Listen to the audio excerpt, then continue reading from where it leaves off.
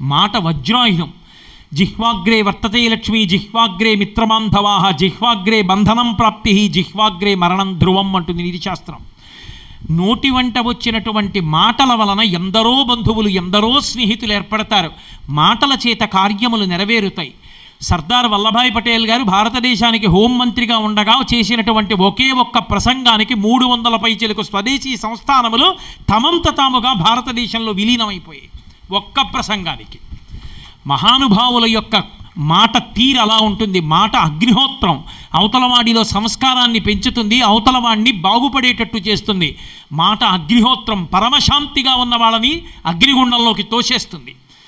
విప్లవాలు సృష్టిస్తుంది, శాంతిని ఏర్పాటు చేస్తుంది. ఒక్క మాట ఎంత దూరమైనా వెళ్ళగలదు.